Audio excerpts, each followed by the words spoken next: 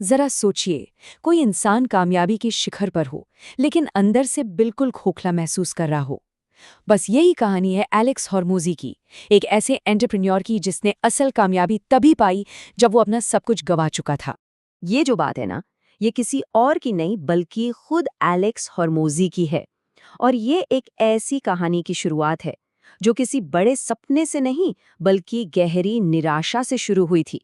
सोचे 22 साल की उम्र, बाहर से सबको लग रहा था कि इनकी जिंदगी तो सेट है, लेकिन अंदर से वो बिल्कुल टूटे हुए थे।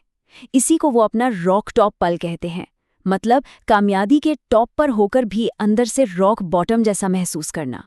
तो चलिए कहानी के पहले हिस्से में चलते हैं और देखते हैं कि उन्होंने अपने सपने के लिए क्या कीमत चुकाई।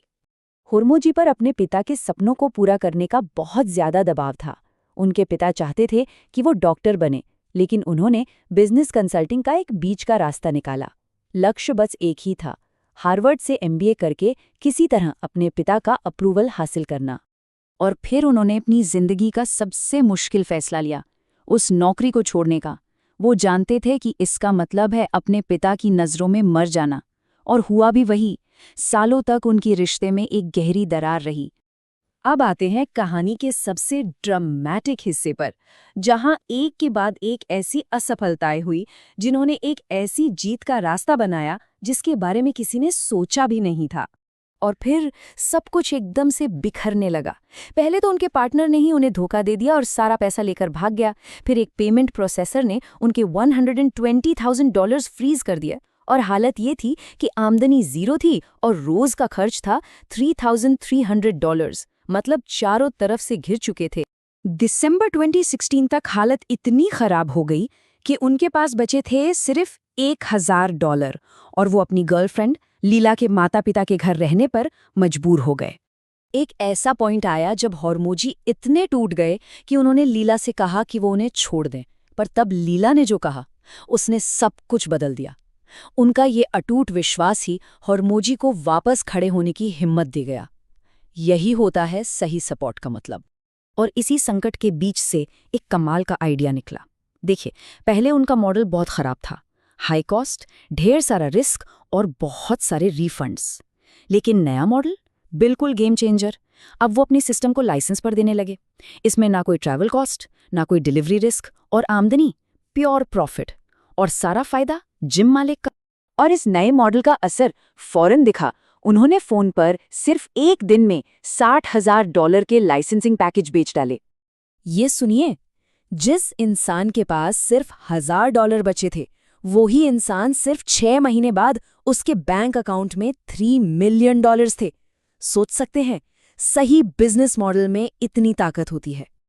तो ये तो थी कहानी, लेकिन इस कामयाबी के पीछे सिद्धांत क्या थे? चलिए अब हॉर्मोजी के उन मुख्य बिजनेस आइडियाज को समझते हैं जो उन्होंने अपने इन्हीं अनुभवों से सीखे।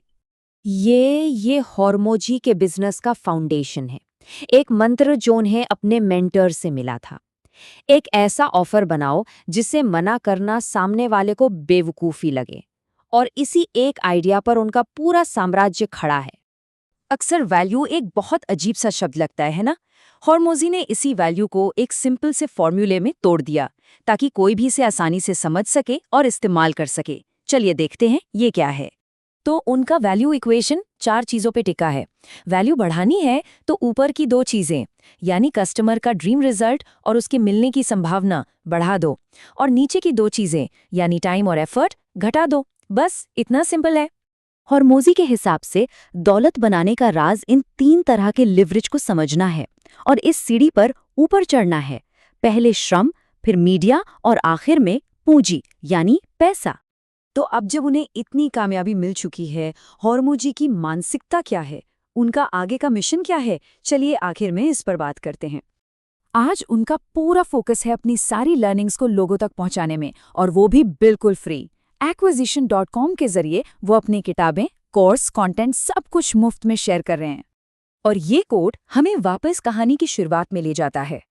असली बदलाव तभी आता है जब वैसे ही रहने का दर्द बदलने के दर्द से कहीं ज्यादा हो जाता है। एक ऐसा पॉइंट जब आगे बढ़ना रुके रहने से ज्यादा आसान लगने लगता है। और ये कॉन्सेप्ट अनंत खेल का, बिजनेस को देखने का नजरिया ही बदल देता है। बिजनेस कोई मंजिल नहीं है जिसे हासिल करना है, ये तो एक ऐसी प्रक्रिया है जो हमेशा चलती रहती है, बिल्कुल स्वास्थ्य या शादी की तरह। और आखिर में ये सवाल जो हमें सोचने पर मजबूर करता है, हम सबकी जिंदगी में ऐसा कौन सा दर्द है जो बस एक ईंधन बनने का इंतजार कर रहा है?